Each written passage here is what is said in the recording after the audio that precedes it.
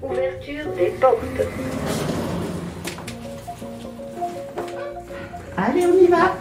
Bonjour et bienvenue dans le podcast Aimer soigner. Je sens qu'on va bien manger. Cet épisode sera consacré au métier de diététicien. Nous sommes allés à la rencontre d'Emmanuelle, de Charlotte et de Laura, toutes trois diététiciennes. Nous les avons rencontrées à Lyon et à Toulouse, dans des cliniques de rééducation. Plus de gourmandise, on aurait pu mettre des petites pépites de chocolat aussi. C'est pas faux. C'est à une immersion dans leur univers que nous vous invitons. Donc Morgane a animé la première partie lundi après-midi. Ça va, ça a été, tout s'est bien passé? Très brièvement comme ça, qu'est-ce qu'il en ressort de ce que vous avez pu voir avec Morgane lundi? Vous avez parlé de quoi? Des protéines. Voilà, des protéines. Ah, bien ça, super. Et qu'il faut manger de tout et bien manger. Voilà. C'est pas parce qu'on a un certain âge qu'il faut se régimer. Et voilà. L'alimentation, pour moi, c'est aussi important aujourd'hui que de prendre certains médicaments.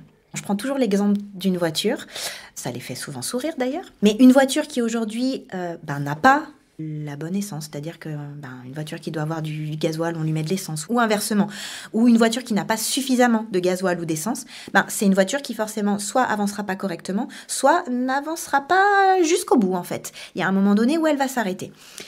Et en fait, là c'est pareil, si le patient ne mange pas correctement, suffisamment, il y a un moment donné où forcément son organisme derrière va se fatiguer, va s'épuiser, les risques de chute vont être plus importants, la rééducation va prendre plus de temps, la cicatrisation va prendre plus de temps. Toutes ces raisons-là font que oui, la diététique aujourd'hui fait partie pour moi du soin, très clairement.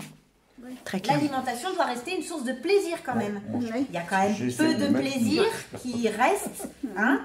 Et voilà, quand on prend un petit peu d'âge aussi, c'est vrai qu'on fait attention à beaucoup de choses. Il y a moins de choses qu'on peut faire. Donc il faut que l'alimentation, un peu sur la nourriture. il faut que l'alimentation reste une source de plaisir. Et aujourd'hui, c'est vrai que trop de personnes associent la diététicienne à, entre guillemets, quelqu'un qui va vous mettre au régime, quelqu'un qui va tout vous retirer, quelqu'un qui va vous faire manger à l'eau, sans goût, sans saveur, sans... Mais pas du tout, en fait. Pas du tout. Les diététiciens et diététiciennes sont victimes de clichés qui viennent de diététiciens et diététiciennes qui ont pu en effet pratiquer des régimes restrictifs.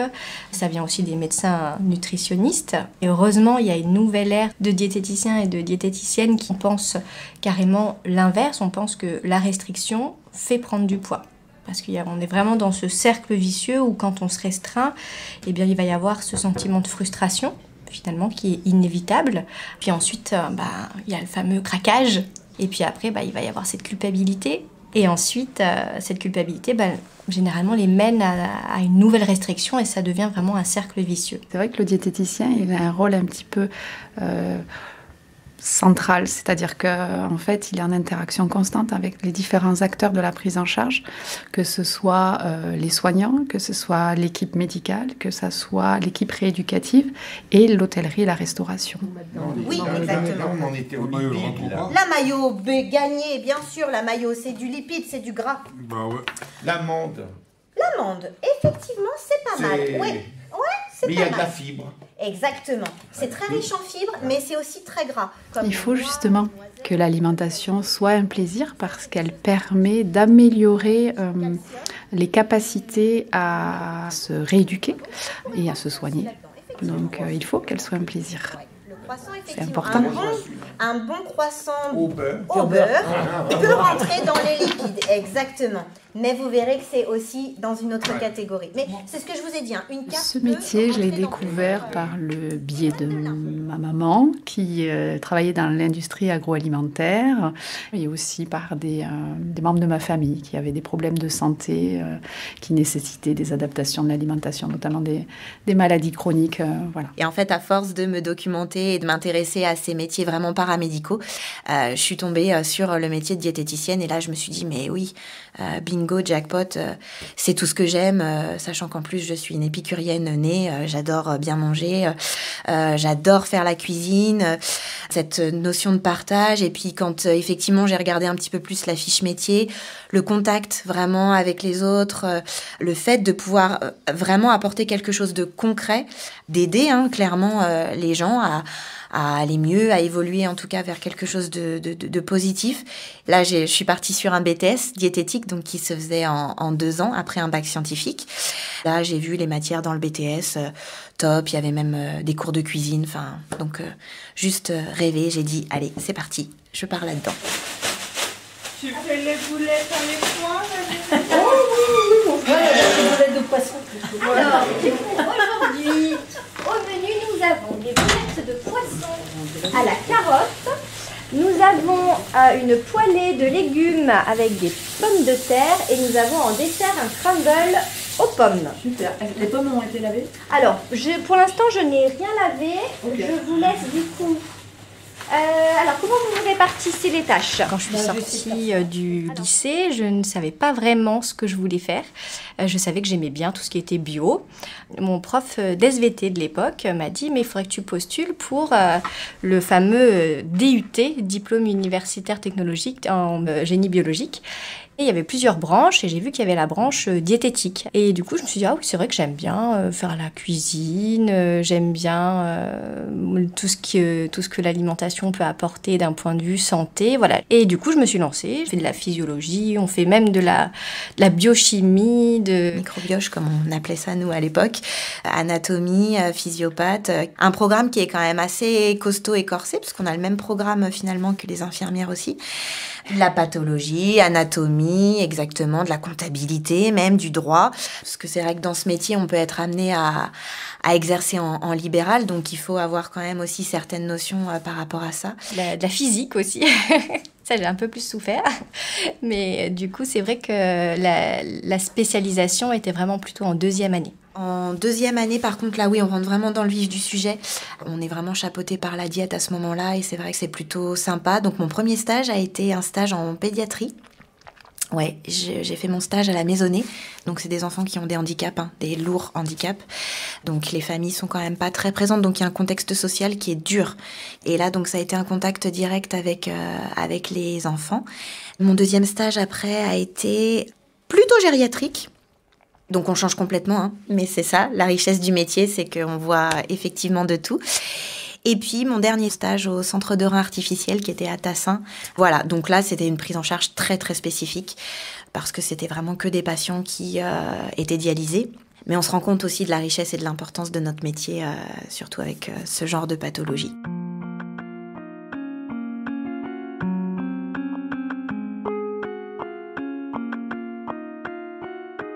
Donc, je vous avoue que, sortie d'études, les postes, c'était quand même un peu compliqué. Au bout d'1 an, j'ai eu, entre guillemets, l'opportunité de trouver un poste qui était effectivement annoncé comme poste de diététicienne. Mais ça a été quand même plutôt un poste de conseil dans un magasin spécialisé de produits bio et spécialisé en compléments alimentaires. Donc, autant dire que... Et puis après, avec une ancienne amie et collègue diététicienne avec qui j'ai fait mes études, on s'est lancé dans finalement une aventure et on a monté en fait une franchise qui nous permettait d'avoir une clientèle plus facile. Donc c'était vraiment une prise en charge principalement pour des patients qui souhaitaient perdre du poids.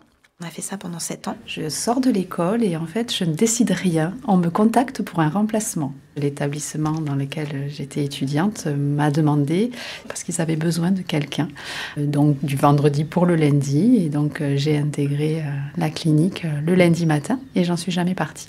Du coup, en attendant de trouver un poste de diététicienne, je distribuais des journaux. Les fameux journaux lyonnais. Donc je me levais très tôt le matin, 5 heures, j'étais dans le froid en train de distribuer mes journaux.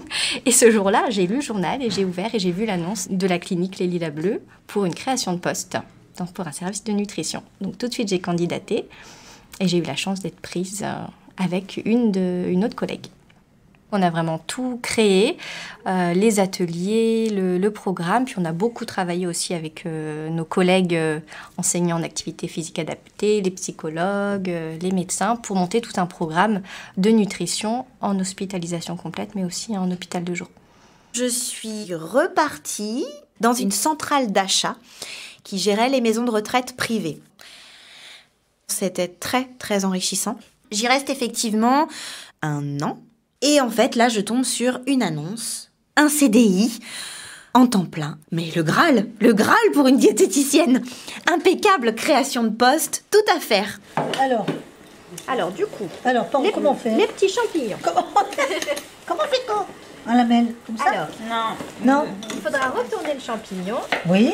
Alors, soit comme ça, soit comme ça.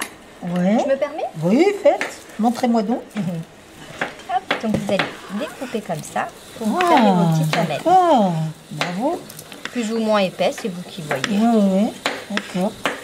Je savais pas. Allez, à vous de jouer. Alors là, mystère de gomme, je savais pas. Donc là, on amène nos tupperwares ou nos boîtes, n'importe. 3 boîtes pour l'entrée, le plat, le dessert. Et là, après, on va aller faire notre heure d'activité physique adaptée. Et pendant que ça finit de cuire, les diététiciennes, elles nous répartissent chacune dans nos tupperwares, chacune sa part. Et quand on revient du sport, on revient ici chercher nos plats, on les ramène chez nous et on mange chez nous ceux qu'on a préparés ici à midi. On s'inscrit, c'est sur inscription. L'obésité, c'est une maladie multifactorielle. Donc chaque obésité est unique. Donc il y a des personnes qui vont prendre du poids parce qu'en effet, il va y avoir un souci alimentaire, mais il peut y avoir aussi un souci psychologique, un état émotionnel, un traumatisme. Ça peut être de la génétique, ça peut être le sommeil, ça peut être une pathologie, ça peut être la société qui alimente tout ça aussi. Finalement, on parle d'injonction paradoxale. On nous demande d'être mince, d'être beau, de faire du sport, d'être en santé. Et finalement, à côté de ça, on a des publicités qui peuvent nous donner envie, qui peuvent nous tenter, de la malbouffe à chaque coin de rue. Donc c'est vraiment ce qu'on appelle l'injonction paradoxale par rapport à tout ça. Là, à la clinique, j'essaie de prendre à peu près 30-40 minutes avec chaque patient. La plupart du temps, sur les 30 minutes, on va parler de l'alimentation pendant 10 minutes maximum. Et c'est là où on voit que parfois, il y a pu avoir un traumatisme, un blocage à certains moments qui, voilà. Je travaille en lien avec la psychologue. Et moi, ce que je dis, c'est que la réussite, pour moi, c'est pas la perte de poids. La réussite, c'est être mieux dans son corps et mieux dans sa tête. Peu importe le nombre de kilos qui s'envolent, c'est pas important. Donc du coup, on a des patients pour qui il y a une perte de poids, ça c'est sûr. Et il y en a pour d'autres pour qui soit c'est plus lent ou soit il n'y en a pas du tout même. Mais il y a plein d'autres choses positives, comme par exemple un bilan sanguin qui s'améliore, une pathologie associée, par exemple comme du diabète, un diabète qui va être équilibré. Donc ça, c'est pas rien pour une personne qui a du diabète, d'avoir son diabète qui s'équilibre, des traitements qui sont diminués aussi. Donc même s'il n'y a pas forcément de perte de poids, on est quand même sur une réussite. Donc vous en êtes tranquillement. Voilà. Vous épluchez les pommes de terre. Voilà, vous les coupez en dés. Parce que c'est voilà. Alors, la dernière fois, on avait fait... Where is the scène? Ah, Lista, vous les donne aussi. Il est là-bas, à côté des casseroles. Dominique cherche le sel. On dirait que je suis chez moi, tu sais. La première des choses, c'est on s'installe et on lit l'ensemble des observations médicales et paramédicales qu'il y a pu avoir la veille. On prépare nos dossiers, on fait un petit peu le point avec nos collègues rééducateurs. Et après, on monte dans les étages, on fait le point avec les équipes soignantes, un petit peu de ce qui s'est passé, les priorités. On fait le tour de nos patients, on fait nos bilans d'entrée. On donne les différentes consignes, si je peux me permettre, notamment à la restauration, pour le suivi des régimes, etc., s'il y a des modifications à faire. On fait des réévaluations, on a de multiples réunions, des réunions de projets thérapeutiques, on a des réunions d'instances, parfois des commissions. Une journée type, elle est chargée, diverse, et elle ne se ressemble pas.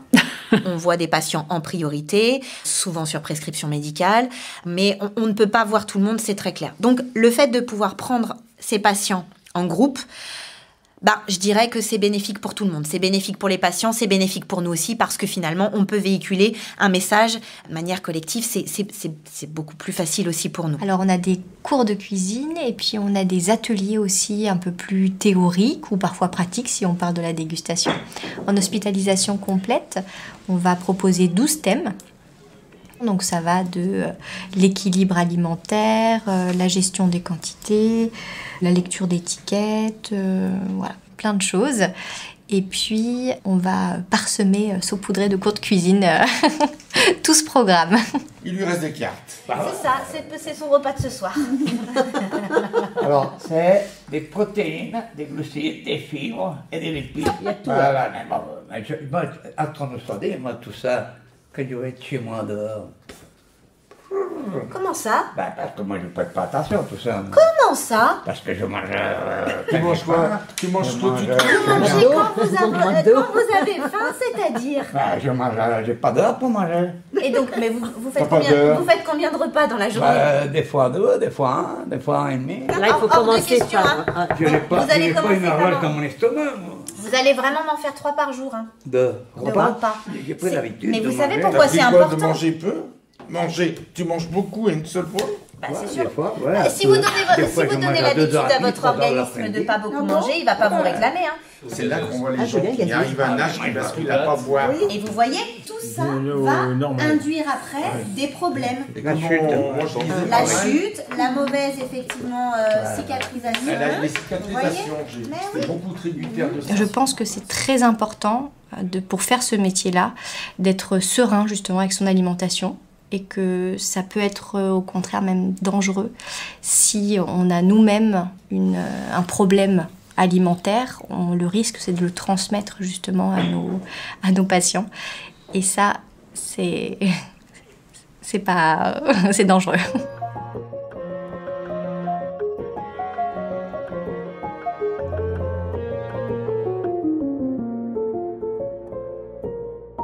Je donne également des cours à l'IUT en licence professionnelle. Elles sont déjà diététiciennes et elles se perfectionnent en prévention. On mène un projet ensemble avec des élèves de 5e. Elles organisent des ateliers, alors des ateliers sur l'équilibre alimentaire et également sur le harcèlement et la grossophobie aussi. J'interviens aussi en 2e année et 3e année de diplôme de diète. Et pour le coup, là, j'aborde la posture du diététicien. Moi, ça me pousse à me remettre à jour sans cesse. Et c'est toutes ces petites recherches et puis aussi me creuser la tête de comment faire passer mes messages, notamment par des jeux ludiques. On va faire de la photo-expression, on va faire des jeux de rôle, on va faire un travail d'écriture, par exemple. C'était le métier de diététicien avec Charlotte, Emmanuel et Laura. Un grand merci à toutes les personnes soignants et soignées qui nous ont accueillis et permis d'enregistrer leur quotidien. Ce soir, moi en tant que diététicienne, si j'ai envie de manger un plat de pâtes et qu'il n'y ait pas de légumes dans mon repas, c'est pas grave, il y en aura demain. Aimer soigner, un podcast de la Fondation Clariane et de partage de voix. Réalisation, Sophie Pillot, Agnès Maton. Musique, Basile Mandigral. Retrouvez toute la série sur le site de la Fondation et sur vos plateformes d'écoute de podcasts habituelles.